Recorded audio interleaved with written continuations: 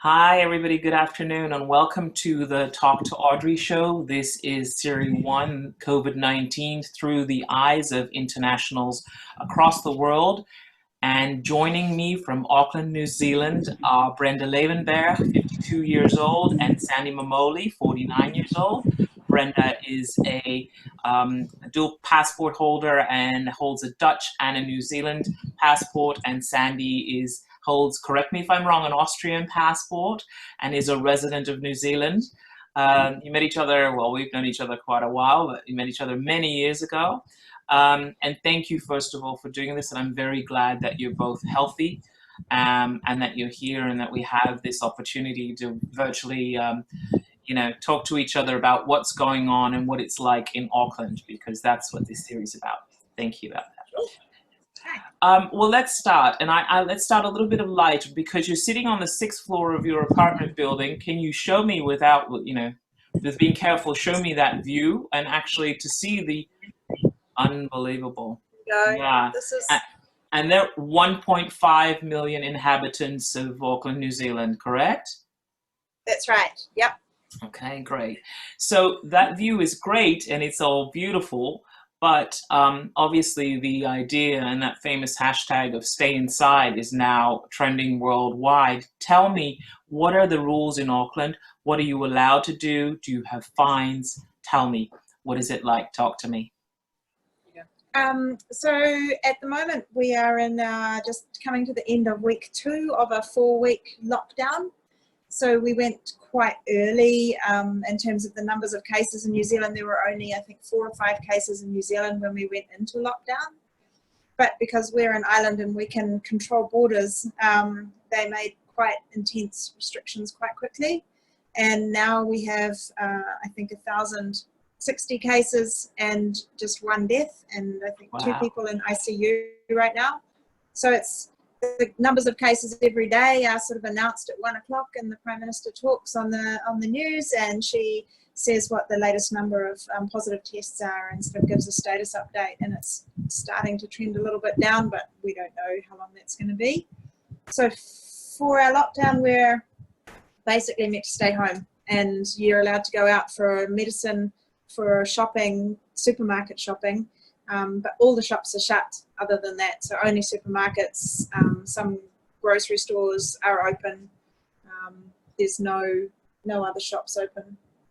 And most people, if they can work from home, there is a list of essential workers who, those are people who can and should go to work, such as hospital personnel. And according to the Prime Minister yesterday, also the Tooth Fairy and the Easter Bunny are essential workers. Announced that in her press conference. I'm very glad. I'm very glad. It gives everyone something to do and to look for the eggs. You find it. Save some for me when I get to visit. I don't know what that will be. Oh God. The other thing we're allowed to go out for is some exercise, but we're meant to stay local. So that means you somewhere within a couple of kilometres radius. If you can walk there easily, then you can go there. So there are a lot of parks around in the city here anyway, and you can go to them for walks or for bike rides. Mm-hmm. And I used the opportunity to basically force Brenda into doing CrossFit with me. Good. You see me some pictures. Yeah, we do share social media. That's an whole other conversation. So tell me though, if you are outside, what happens? And I mean, I almost wanted to say caught. It's not caught because you are allowed to go outside. But do you get a police warning? Do you see police outside? Have you heard stories of people, getting into trouble? How does that work? I have heard, actually, I've seen a bit on social media in the cities particularly, that there are quite a lot of police around, and they'll stop and ask people what they're doing and why they're there, and keep people off beaches, because obviously it's coming to the end, or it's the end of summer, and so it's still really nice warm days, and people go to the beach, and there's been people surfing and swimming, and you're not allowed to do that. You're not allowed to go mountain biking or swimming or kayaking or any of those things, so you can walk on the beach. And do you get 2 meters apart? Yeah, exactly. And do you get fines? Is there a certain amount? Just do people know that if I do this, then I get fined X amount of, Australian dollars? I mean, sorry, New Zealand. Oops. Do you have dollars? No, we don't get fined Australian dollars. I mean, Some that's people have my been part. arrested. Sorry from being. No, but do you get fined a certain amount? Doesn't matter where I live. It's either Austria and Germany or New Zealand, Australia. Just can't escape. But there is no list of how much it costs to do certain things. But they said in the news today that 16 people have been arrested and 3 people are going to be prosecuted. Okay, and good. usually it's in a stage where not very much happens unless you're a real dick. So I think someone spat at supermarket personnel, and that's something they're actually going to prosecute. Mm-hmm. Apart from that, you get a warning, you get another warning, and then probably a fine. But most people actually do stick to the rules. I think it's interesting. There's a lot of the stories that you see from New Zealanders is like the message isn't so much stay inside; it's stay the fuck at home, because you're the longer that we're in this, the harder it is for everyone. You know, like people are losing their jobs, their businesses are going under. It's a really big deal for the country to shut down. And when you've got idiots surfing or swimming or, getting in car crashes and stuff like that, that's the kind of thing that will cause us to have to stay longer. So there's quite a big social pressure to just stay inside. Yeah. I understand. Well, and let me make a bridge to that, because your comments are crystal clear, and both of you also, of course, lived in the Netherlands. So what do you think of our rules? As our Prime Minister calls it, an intelligent lockdown, which literally means here, and let me reiterate for people that don't know, is that we are allowed to be outside, not in groups of more than 3. Obviously, if your families, even you have to walk separately, social distance 1.5 to 2 meters. If you don't adhere to the rule, it's policed by a €400 fine per person. If company-wise you're not adhering, you can get fined €4,000 and lose your license. But yet we are allowed to be outside. I take very early morning walks just during the week. Don't do it in the weekend or any holidays. But I know that some people think, crazy. I tell you, I take the walks myself because I think it's for my health, and I think also for kind of a clearing of the mind. And I realize every day, we did this morning also, that we're very lucky. What do you think of the Dutch ruling? Do you have an opinion? Are the shops open? Are the bars open and shops? Or No. Nothing's open. The only thing that's open are the supermarkets and pharmacies. It sounds exactly like we are doing in New Zealand, and I fully support that. I think we're doing exactly the same, except for that yours seem to have very precise pricing on violation of rules, which we don't seem to have. But it's the same principles, the same rules, and I think they are great. They, from what I know, they are based on recommendations from scientists and experts, and I fully support them. Thank you. I think we're seeing a lot of because there's no cars on the street. There are quite a lot of people biking. Like you see families out with kids sort of skating, and a lot of people biking on the empty streets, and it's actually lovely. And I think people are being quite sensible about that. They're staying as far apart and things. So it doesn't sound too dissimilar, but we've got more space. Yeah, than you exactly. have as well. Yeah, you have vast space and less people. But speaking of that space, what about air traffic? Is anything flying into Auckland? Is everything complete? All planes are down. Not down. Excuse me. All planes are inactive. All the local flights virtually have stopped, apart from I think freight and a few essential workers. I think they said there were 12 flights today with 400 people on. So they're basically all together. So they're basically moving planes around, and international traffic is repatriation. Repatriation and medical equipment and supply chain to New Zealand, but there's no tourism. But they are about to enforce quarantine on anybody coming in, I think. So at the moment, only New Zealanders can come in, and they're about to put them into a mandatory quarantine, and they're talking about how they're going to do that, because over half of the cases here come from international travel. So whether that's been foreigners or New Zealanders coming home, like that we've got 2% community spread at the moment. It's pretty low. So, and some clusters around events, but they've all been associated with people traveling. And what about, so that's very interesting. So when a local or a New Zealander comes back home from abroad being repatriated, is there a 14-day quarantine, or is that? Yeah. Yeah. Okay. It's a self-isolation at the moment. But they're talking about making it with your stricter. own self amount of days, or is it really 14 days? The number of days is prescribed is 14. But you self-police, so you're trusted to stick to the rules. They do check up on a certain percentage of people. And how do they check? Police come round. And for they a visit?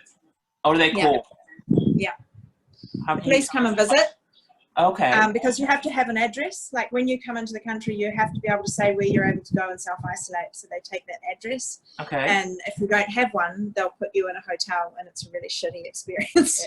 And one of the main problems we've had was tourists arriving and deciding that this whole 14 days isolation thing's probably not really something that applies to them. So people have been driving around in camper vans and just ignored the rules, which is why they're now enforcing a lot more on people entering the country. They've got some real problems with, like, for example, backpackers in downtown Auckland that are full of young people who are just stuck here. And there's 100 of them staying at the backpackers. And so we talk about people being in your bubble. I don't know if you talk about bubbles, but we talk about our bubbles. And a bubble of 100 isn't really that feasible, but that's kind of what's happening at the backpackers. And they're all teenagers or 20-somethings, stuck in Auckland for 2 weeks. So you can imagine that it's quite hard to police. I completely understand. We actually had, I think it was last night, we had a repatriation flight, it was mainly Australia, but I know that quite some people from Auckland went, found a way to get to Australia and coming back, because as you know, a lot of our Dutch people love to visit New Zealand, Australia, and in any of the islands, near to you also, and make it a huge trip.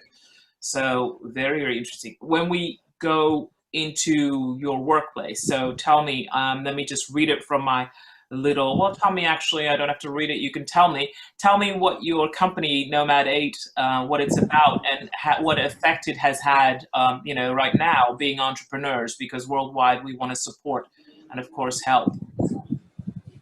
So what we do is we help organizations collaborate better to cut out a lot of the bureaucracy and the insanity, and make things simpler, work in teams, and basically cut the crap and get stuff done. And what it has meant for us, like, first of all, one of our biggest clients was Auckland Airport. And we had quite a lot of consultants in there, and then got a phone call saying, hey, we don't have any passengers, and if we don't have any passengers, we don't have a business, so we actually don't have any, there's no point of you being here. So that's the first client we lost, and we lost a number of other ones because they are simply going out of business or putting things on a hold. About 80-90% of our clients pretty much just within a few days. Crazy. Cut us out, Unbelievable. So let me lead on to the question that we ask everyone that we interview, is how is the rest of the world able to help you? Is there a website? Is there where they can go to see if they can do business with you? Because obviously you can also guide people through these difficult times and companies through these difficult times, which is what partially I think some of your professionality. Is that something we can help with? Yeah, well, before this, we were already working with some international companies. We've been working with a telco in Austria and some people in Australia as well. And so the concept of remote coaching is something that we have been doing for a while, but now we've been focusing really on taking that even further and saying, okay, how can we help teams remotely? How can we help facilitate sort of big room planning sessions for organizations, or sort of meetings of 20 plus people, or training sessions that would normally last a couple of days? How can we break them down and put them across several days and still get the value and the interaction and the kind of thing that we're good at? How can we do that remotely? And so I think that's been something our whole team's been focusing on, and now that's something that we can offer to our clients here, but actually also all around the world. So if anybody is kind of struggling with that concept of how the hell do we operate in this new environment, even after this lockdown, even when things sort of go back to whatever normal becomes. We can help you work through what it is that you need, and how do you get your people collaborating and working well together. And so in a way, that's kind of a positive spin-off of the thing, is that we've solidified that thing that we're good at, and being able to deliver it remotely. It answers both questions. It's something we can do to help you, and it's something you can do to help others. And what's the name of the website? It's nomad8.com. Nomad, like people who move a lot, and 8 like the number 8. Okay. And there's a contact and email info is all, I presume, on the site, so they can go ahead and, and contact you. Thank you for that. Let's go back. So when we, everyone is trying to be a little bit of a gambler. What do you think is going to happen? How long do you have any, people are speculating, but based on maybe your gut feeling, how do you think this is going to last? What do you think? Are we going to be sitting here for a while? I think New Zealand has actually got possibly the best opportunity to be in this for the least time.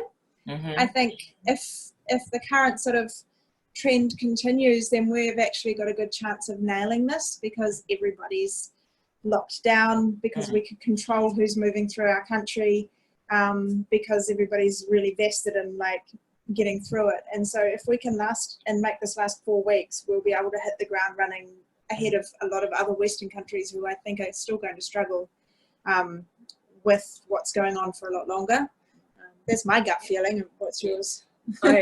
I agree. Like from a New Zealand perspective, yes, I completely agree. And we're going to be back to something that resembles normal within a couple of months, except for borders. And I do believe they're going to remain closed for a very long time.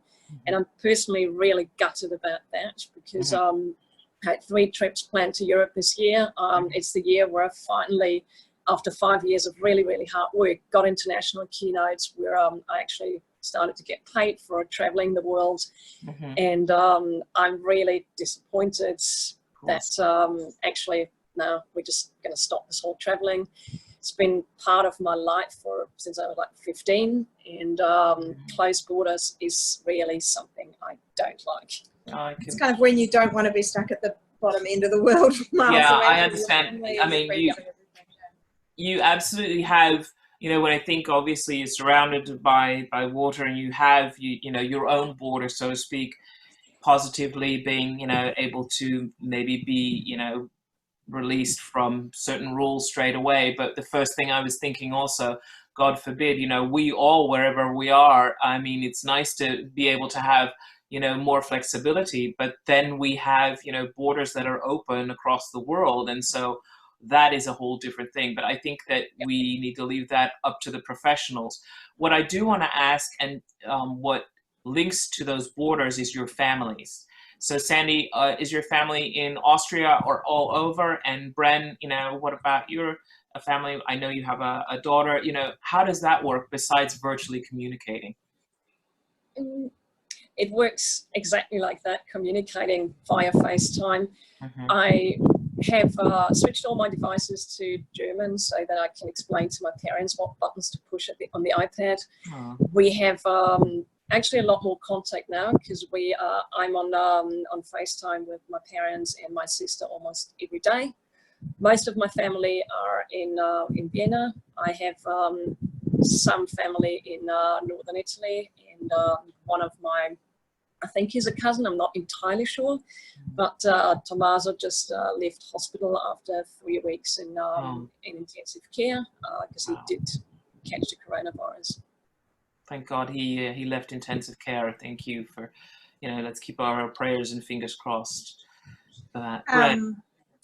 And for me, my family, I've got a lot of family in Europe, in the Netherlands particularly, and there was going to be a family reunion in the north of France in May that I was planning to go to, so that's not happening. But here in New Zealand, everybody's safe and fine, and my daughter lives in another city, and I find she's 19. That's pretty difficult, actually. We talk almost every day with FaceTime. We communicate a lot online, but it's quite hard to not be able to see her. I think I find that quite difficult. I have one sister and her partner and 3 children who were living in Australia, and they got back to New Zealand. They moved back to New Zealand and they got in like 1 hour after the lockdown started. So they just made it back. And so we're pretty happy that they're back here, because Australia's a little bit of a crazy place as well at the moment. Well, actually, I think that's the most important thing. What I hear, and that's common through all the stories, is that of course you for some reason, and that's one of the great things, we communicate a lot more with each other now. And you know, I know that people have apps, family apps to communicate with. I know people that we have, you know, with the girlfriends and with friends, certain days, you know, it's sort of, at least you have something in your calendar where, you know, that's Zoom, that's Skype, that's FaceTime.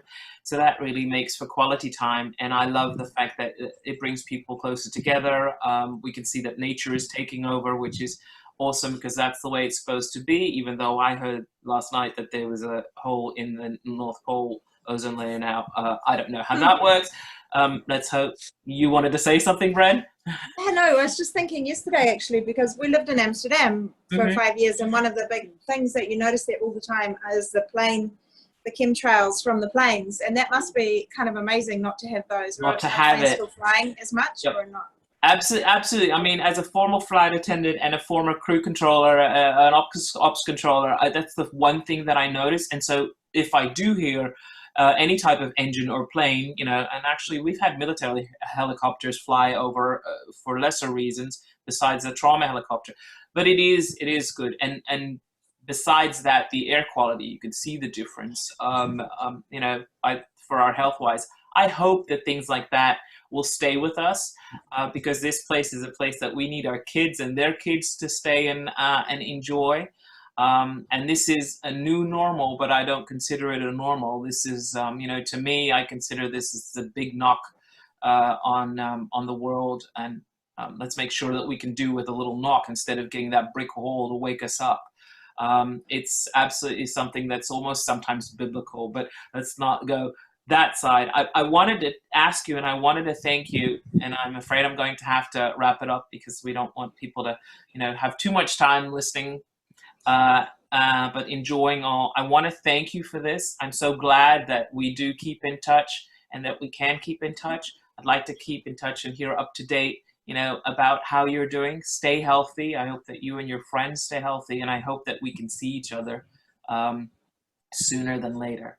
So thank you for doing this. All right. Thanks, Audrey. I know you have a glass of wine. I have tea, so we're on opposite sides of the world. Cheers to that. Yes. Cheers, ladies, and thank you. And until we meet again. Yeah. Yes. Bye-bye. Bye. Bye.